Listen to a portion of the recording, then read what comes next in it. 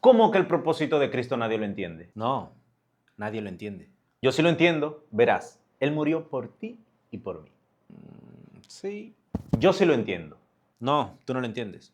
Tú sabes, pero aún no lo entiendes. La luz que Dios da es progresiva hasta entender. Y la gente solo se queda en un Cristo murió por mí, soy salvo por gracia.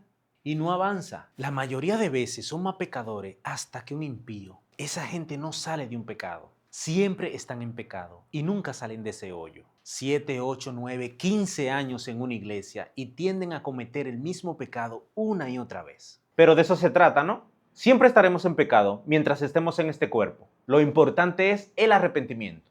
No, ese es el problema. Si tú tienes problema de masturbación, el Señor te lo quita. Si tienes problema del alcoholismo, el Señor te lo quita. Y si no lo has dejado aún, es porque algo está interfiriendo con eso. Algo que haces como de costumbre, ver cosas sexuales en la televisión o de masacre, que el protagonista mató tanto y tú, sí, no ves las redes sociales, engaño, teta, narga. Escuchar música secular siendo cristiano. La gente sabe que es lo que está afectando su vida espiritual. Por eso seguimos en pecado. Pero es que siempre van a estar apareciendo pecados nuevos. Aunque dejes uno, vendrán otros. Exacto, hasta un punto. Hasta que todo tu pensamiento de egoísmo, fornicación, adulterio, se conviertan en pensamientos solo del cielo y lo que te espera. Hasta tal punto que lo malo se convierta en incómodo para ti. Cuando se torna incómodo para ti, eso es temor a Jehová.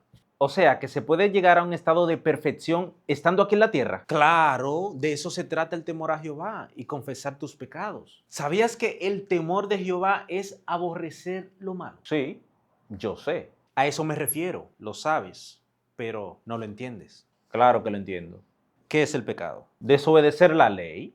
Pero, ya no estamos bajo la ley, sino bajo la gracia. Y eso es lo que muchos no entienden. Ni tú tampoco.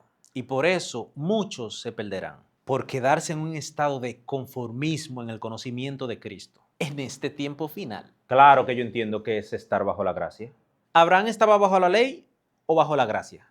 Espera, si digo bajo la ley, él me dirá, no porque la ley vino 430 años después de Abraham. Pero si digo bajo la gracia, él no tiene nada en contra de eso, porque Abraham fue justificado por fe. Bajo la gracia. Muy bien. Entonces, Abraham no guardó la ley de Dios. O sea, él era un pecador que no tenía el conocimiento de lo bueno y lo malo. Ojo, no existía la ley. O sea, no había una ley como tal, pero entre padre e hijo se comunicaban qué era lo bueno y qué era lo malo. El conocimiento de lo bueno y lo malo llegó al conocimiento del hombre cuando Adán comió de la fruta. O sea, desde el principio. Pero hoy en día la gente está como que no sabe qué está bien y qué está mal. Señores. ¡Ay, que yo no sabía que eso era malo! ¡Mentira! Tú sabes todo, pero no lo entiendes. Abraham y todo el que en él cree es salvo por fe. 430 años después vino la ley, pero eso no le quita valor al salvo por gracia, porque la ley vino por causa de la desobediencia. Espérate. La ley vino por causa de la desobediencia. Sí, ¿La desobediencia de qué? de la ley. Pero, ¿cómo que la ley vino por desobedecer la ley? ¿Qué tú me estás diciendo? La ley del santuario, la ley ritual, vino por causa de la desobediencia de los 10 mandamientos. El propósito es llegar a Cristo. Cuando Cristo vino, entonces suplanta esas prácticas. Ah, sí, eso yo sé. Sí, ya sé que lo sabes, pero no lo entiendes. Lo que yo digo es que las leyes son 613 y ahí están todo, hasta los 10 mandamientos.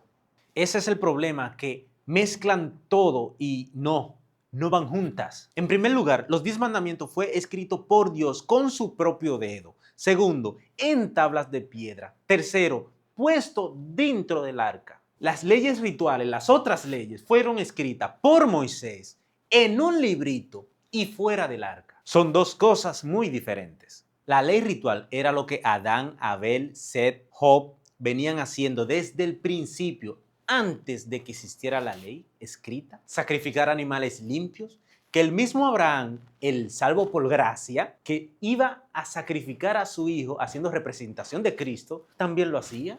Esa ley es la ceremonial y esa es la sombra de Cristo. Y Cristo debía guardar los 10 mandamientos para que su sacrificio sea acepto, para él poder ser perfecto. Si él quebrantaba los 10 mandamientos, no le iban a aceptar el sacrificio. Eso era para que su sacrificio sea aceptado. Por eso es que dice, el fin de la ley es Cristo. O sea, el propósito. Para que te quede bien claro, Abraham tenía que hacer sacrificio con animales limpios por desobedecer los 10 mandamientos. Y no estaban escritos. 430 años después, le dan esos mandamientos en tablas de piedra para que no anden como andan hoy, como chivos sin ley. Hasta que llegue Cristo, ese fue el primer pacto.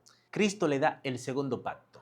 ¿Y cuál es? La misma ley escrita aquí y aquí. Cuando tú te arrepentías antes, tú tenías que sacrificar animales. Ahora simplemente es arrodillarte y pedir perdón por la ley que tú quebrantas, la que está escrita en nuestra mente y corazón.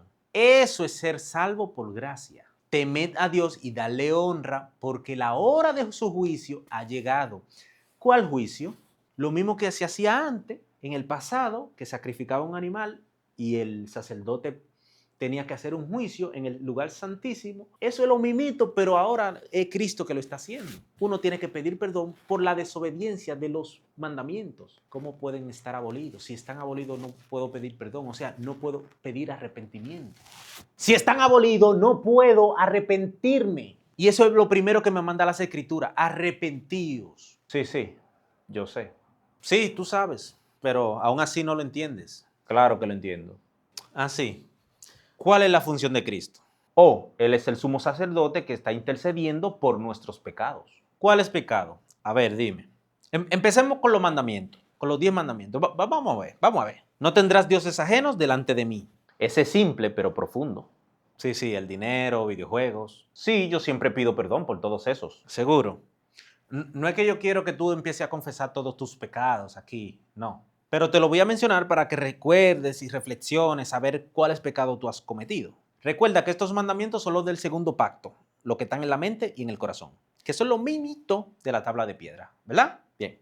No te harás imagen, no tomarás el nombre de Jehová tu Dios en vano, acuérdate del día de reposo para santificarlo, honra a tu padre y a tu madre, no matarás, no cometerás adulterio, no hurtarás, no hablarás falso testimonio contra tu prójimo y no codiciarás. ¿Pides perdón por todos esos que pisoteas? Recuerda que todo aquel que está bajo la gracia se arrepiente por quebrantar esos mandamientos. Ahí está el poder de la gracia de Cristo, que si tú te arrepientes, el Señor es fiel y justo para perdonar. Es lo mismo que si tropiezas, te vuelves a levantar. Tropiezas 7 veces y 7 veces te levantas. Si tropiezas, abogado tenemos. Es ahí. Bueno, mira, el sábado no hay que guardarlo. Porque eso era de la ley que era sombra. Pero, criatura, una pregunta. ¿El quinto mandamiento era sombra? No, ¿Y el sexto?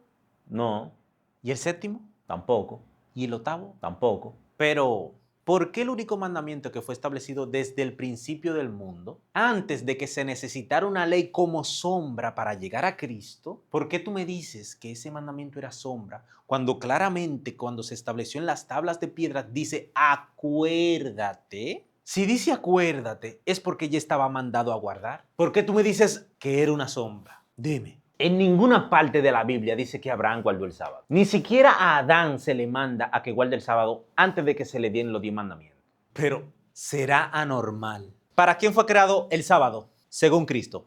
Te ayudo, Mateo. Para el hombre. Mateo 12 o 13 por ahí. Ok, el sábado fue hecho para el hombre, para Adán. ¿Cómo tú tienes la cachaza de decirme a mí que Adán no lo guardó? Eso no tiene como lógica.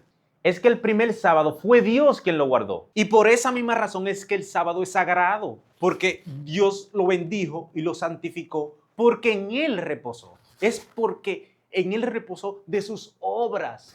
Es por eso que es santo. O sea, el sábado hay que guardarlo porque Dios descansó ese día por lo que había creado. Obvio. Sí, yo sé. Yo sé que tú sabes, pero no lo entiendes. Yo sí entiendo. Lo que pasa es que ustedes nada más paran hablando del sábado y el sábado no lo va a salvar a ustedes. Pero animal, ¿fuiste tú que dijiste que el sábado no hay que guardarlo? ¿Por ti es que tenemos esta conversación del sábado? Todo esto es porque tú dices que el sábado no importa, que hay que pisotearlo. Y el que pisotea el sábado está en pecado. Y si tú piensas que el sábado no está vigente hoy en día, después de haber conocido la verdad, estás negando la verdad. Si Cristo viene, tendrás pecados sin confesar. Y de eso se trata la gracia. Que reconozcas tus pecados y lo confieses. Porque donde Cristo está ahora es frente al arca del pacto, intercediendo por ti y por mí. Y tú sabes qué es lo que tiene dentro del arca del pacto, ¿verdad? Sí, pero los pecados no solo se reflejan así. El egoísmo, la soberbia y el mal hablar que tú tienes también es pecado. El que no ha visitado a un enfermo sabiendo que está enfermo. A alguien que esté en la cárcel que necesita una visita. No solo es hablar de mandamientos y de leyes, que la letra mata. Sí, como te decía, no somos perfectos aún, pero sí, esos puntos que muchos no vemos, también hay que ponerlo en la mano de Dios, ponerlo en práctica, porque el que sabe hacer lo bueno y no lo hace, le es pecado. Y no es por justificarme, pero